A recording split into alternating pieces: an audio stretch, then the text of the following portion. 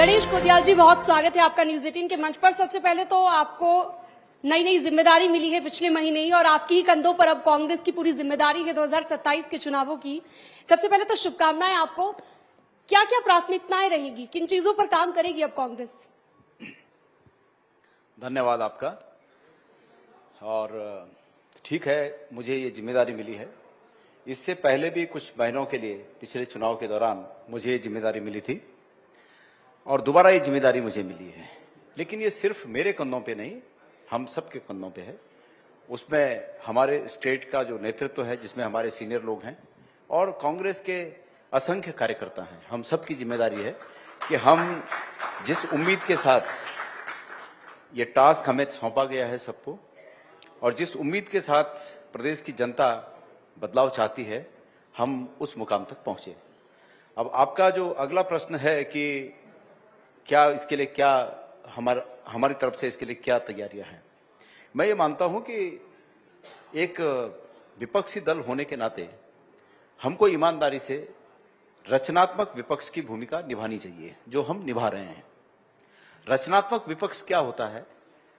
मेरी दृष्टि में रचनात्मक विपक्ष ये है कि सरकार अगर अच्छा करे तो एप्रिसिएशन भी करना चाहिए, और सरकार अगर गलत करे तो सरकार के खुलेआम चीथड़े खींचने चाहिए। वो काम हम कर रहे हैं। और जनता एम्पायर की भूमिका में होती है लोकतंत्र में, तो जनता एम्पायर की भूमिका में विपक्ष में हमारे जो कार्यक्रम है, हमारी जो कार्यशैली है, उसको जांच रही है कि ये लोग जनता के हित में कितना काम कर रहे हैं। और मुझे उम्मीद है कि जनता के हित में किए जा रहे हमारे इस प्रयास को जनता रिवार्ड देगी और निश्चित रूप में हमें अगली बार सरकार में लाएगी, ऐसा मेरा मानना है। बेशक चुनाव है विधानसभा के, गणेश जी, इससे पहले का जो आपका कार्यकाल था मात्र 9 महीने का रहा, फिर करण महाराज जी को मौका दिया गया, फिर से वापस आप पर जिम्मेदारी आई, फिर से आपको ये जिम्मेदारी सौंपी गई, तो घूम फिर कर आपके पास ही वापस आकर क्यों आए, और क्या रणनीति अब आपकी होगी? वैसे और वो बदलाव भी क्यों किया गया था, वो भी वैसे कभी अगर दिल्ली में कॉन्क्लेव होगा तो ये प्रश्न हमारे राष्ट्रीय नेतृत्व के लिए ज्यादा सुटेबल है बजाय मेरे जवाब देने के। पर कारण तो लेकिन फिर भी जो मैं समझता हूँ, मैं ये समझता हूं कि राजनीतिक पार्टियां, हमारी पार्टी है चाहे कोई दूसरी पार्टी है, राजनीतिक पार्टियां सभी चीजों को ध्यान में रखकर निर्णय लेती हैं। और यहां पर हमारी पार्टी ने जो निर्णय लिया उसमें सभी चीजों को बैलेंस किया। कुमाऊं से, जैसे हमारा रीजन है गढ़वाल कुमाऊं है, आदरणीय हरीश रावत जी सीडब्ल्यूसी में मेंबर हैं। करण मेहरा जी जो यहां से निवर्तमान अध्यक्ष हैं, उनको भी सीडब्ल्यूसी में स्थान मिला। यशपाल आर्य जी नेता प्रतिपक्ष हैं, मूल रूप से कुमाऊं के रहने वाले हैं। तो गढ़वाल में पार्टी को यह महसूस हुआ कि यहां पर भी संतुलन करने के लिए कुछ किया जाना चाहिए। तो अध्यक्ष और उसके साथ साथ कैंपेन कमेटी और मैनेजमेंट कमेटी, जो महत्वपूर्ण कमेटियां होती हैं चुनाव के दृष्टिगत, वो दोनों यहां डॉक्टर हरक सिंह रावत और प्रीतम सिंह जी को दिया। तो बैलेंस किया, एक संतुलित, जिस प्रकार से गाड़ी चलने के लिए चारों टायर मजबूत होने चाहिए, हवा बराबर होनी चाहिए, तो हाईकमान ने, कांग्रेस हाईकमान ने वो सब किया और तब जाके पूरी टीम को चुनाव के लिए तैयार किया है कि आप आगे चुनाव में जाए। तो अच्छा, आपको जो ये प्रदेश अध्यक्ष की जिम्मेदारी मिली है, जिसके बारे में आपने बोला सब चीजों का ध्यान रखा जाता है, मुझे लगता है हरीश रावत जी की बात का भी यहाँ पर ध्यान रखा गया, यानी कि जो उन्होंने बात कही थी ब्राह्मण एक नेता होना चाहिए। क्या आप ये मानते हैं, क्योंकि बहुत चर्चा हो रही है इस बात को लेकर कि उनकी बात का ध्यान रखते हुए आपको प्रदेश अध्यक्ष की जिम्मेदारी? राजनीति में सबके अपने अपने विचार होते हैं। हरीश रावत जी यहीं पर बैठे हैं, अगर आप उनको एक मौका और इसके जवाब के लिए देना चाहते हैं तो अभी भी बुला दीजिए, पर ये उनका विचार है। अब उस विचार पर मैं अपनी राय दूं, ये जबकि वो सामने है और आप उनको पूछ सकते हैं, तो मुझे नहीं पूछना चाहिए, आपको उन्हीं से पूछना चाहिए था। पर फिर भी अगर आपने ये कहा, तो हरीश रावत जी ने ये जो कहा था, ये राज्य के नेतृत्व के परिप्रेक्ष्य में नहीं कहा था। हमारे यहाँ संगठन सृजन के तहत विभिन्न स्तरों पर संगठन को मजबूत करने के लिए चयन प्रक्रिया जारी थी, उस दौरान उन्होंने कहा था, और उनके उस बयान को जहां तक मैं समझा उसी परिप्रेक्ष्य में देखा जाना चाहिए।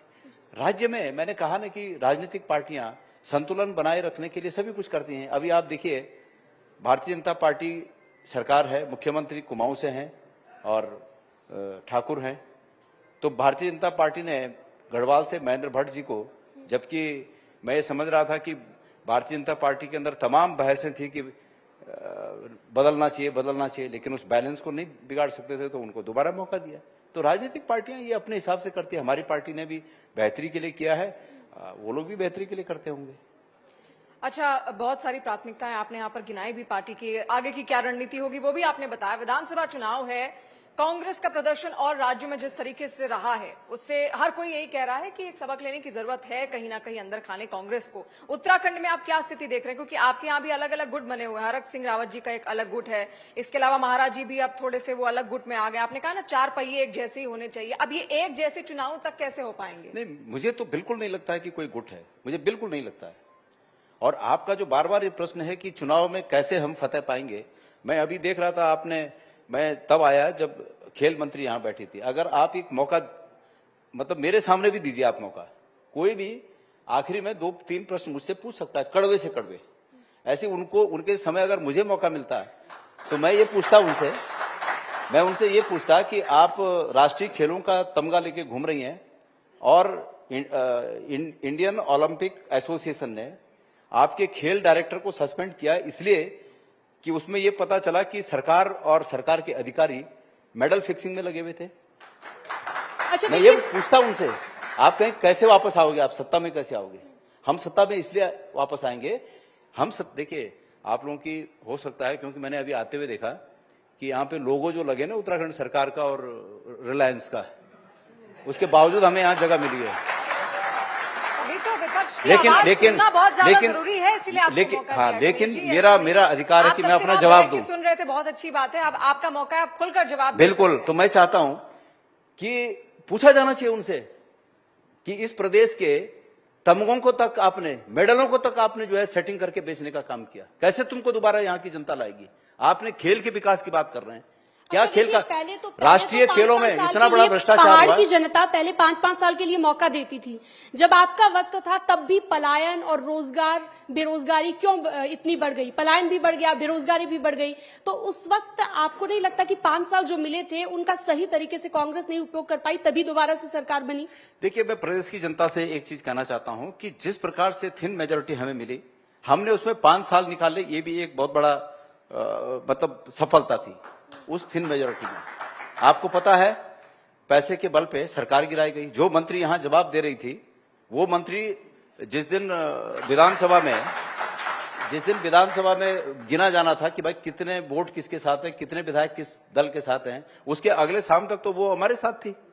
और अगले दिन विधानसभा में जाने के समय उसने पाला बदल दिया। रातों रात ऐसा क्या बदलाव हुआ? कल तक तो कस्में खा रही थी कि मैं तो कांग्रेस की मतलब कांग्रेस के लिए मैं बिल्कुल निष्ठावान हूं, मैं कसम खाती हूं, ये है सो है, 50 बातें थी। और सुबह सुबह क्या हुआ? तो निश्चित रूप में वो पैसे की ताकत थी कि जिसने अगले सुबह जो है जुबान बदल दी। तो हमने ऐसी स्थितियों में सरकार चलाई, और उसके बावजूद अगर कोई श्वेत पत्र जारी करे, कोई तटस्थ आयोग बनना चाहिए इस प्रदेश में इन बातों के लिए। हम मांग करते हैं कि हम बताते हैं कि हमने ज्यादा किया, बीजेपी बताती उन्होंने ज्यादा किया।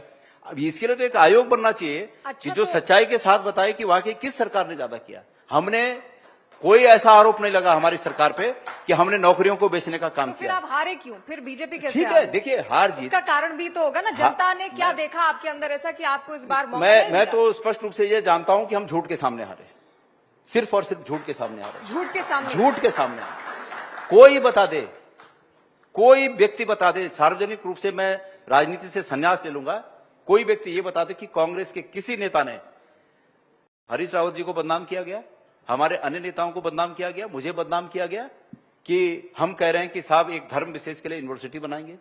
कोई व्यक्ति अगर गारंटी के साथ इस बात को कह दे कि हमने किसी ने कहा या लिख के कुछ ऐसा किया, तो मैं गणेश गोदियाल आपके मंच के सामने, इस कैमरे के सामने ये ऐलान करता हूं कि मैं राजनीति से संन्यास ले लूंगा। और उसके बाद कितने बड़े शर्म की बात है कि भारत के प्रधानमंत्री, हम सबके प्रधानमंत्री, हम अलग पार्टी में है, अलग बात है, लेकिन प्रधानमंत्री तो हमारे भी है ना।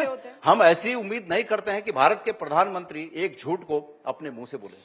और उसके बाद मीडिया, जिसको गोदी मीडिया बोलते हैं, वही चीज बहुत कॉन्फिडेंट लग रहे हैं आप। और गणेश जी, एक सवाल, बहुत कॉन्फिडेंट लग रहे हैं आप मुझे 2027 के, बहुत कॉन्फिडेंट लग रहे हैं मुझे। 3 ऐसी बातें बता दीजिए जिनको आप, जिन मुद्दों को चुनावी मैदान में आप उतारने वाले हैं, अब जो आने वाले चुनाव हैं, जिनकी बेसिस पर आपको लगता है कि चुनाव जीत जाएंगे। भारतीय जनता पार्टी का नौकरियां बेचने का कारोबार नंबर 1। नौकरी बिकी है 20-20 लाख में, और गणेश गोदियाल मंच पे बोल रहा है भारतीय जनता पार्टी के विधायकों के पत्र वायरल हैं आज मीडिया में, सबूत के साथ आए हैं आप? सबूत के साथ। ये देखिए, इस तरह से आप एक मैं पब्लिक सबूत मंच के पर आप भारतीय जनता पार्टी के विधायकों के पत्र हैं मुख्यमंत्री को कि उनके मंत्रियों ने अपने विभागों में 20-20 लाख में नौकरी बेची है। ठीक है गणेश जी, आप ये बताइए जैसा क्या और अगला मुद्दा बोलता हूं मैं। गणेश जी ठीक है, ये अगला मुद्दा, ऐसी बीजेपी भी बोलती है, आप अगला ये भी मुद्दा, ऐसे ही बोलते हैं। अगला मुद्दा, हिंदू मुस्लिम की बात करते हैं। अंकिता भंडारी के रेपिस्ट किस धर्म के थे? मैं पूछना चाहता हूं इस सरकार से, मैं धामी जी से पूछना चाहता हूं, वो किस धर्म के थे? तो आप अपराध को धर्म के साथ जोड़ रहे हैं। उनको फांसी क्यों नहीं हुई? क्यों फांसी के फंदे पे नहीं चढ़े वो अपराधी? उनको आजीवन कारावास हुई, और आप हमारी न्याय प्रणाली को जानते हैं, आगे अपील होंगी और अपील में फिर सजा कम होगी और आखिरी में छूट जाएंगे। क्या है हमारी बेटियों के साथ अन्याय, और मुख्यमंत्री चैन की नींद से सोए? ये मुद्दा है। अगले रण में इन मुद्दों पर निश्चित रूप में लड़ाई होगी और निर्णायक लड़ाई होगी। तो मैं ये कह रहा हूं कि बहुत सी ऐसी बातें हैं। देखिए विपक्ष क्या करता है, हम विपक्ष में हैं आज, पहले वो भी विपक्ष में थे। विपक्ष सरकार को रास्ता दिखाता है, सरकार को विपक्ष के रचनात्मक सुझावों का सम्मान करना चाहिए। अच्छा, तो फिर एसआईआर पे बताइए, एसआईआर पे क्या बोलेंगे? हम स्वागत करते हैं, उत्तराखंड में हम स्वागत करते हैं, लेकिन एसआईआर में सरकार की मंशा भारतीय जनता पार्टी के लिए वोटों का जुगाड़ करने की मंशा नहीं होनी चाहिए। एसआईआर में मंशा वोटर लिस्ट को पवित्र बनाने की होनी चाहिए कि भाई ऐसे वोट पड़े कि जो वोट का अधिकारी है वो वोट डाले, जो वोट का अधिकारी नहीं है उसका वोट कटे।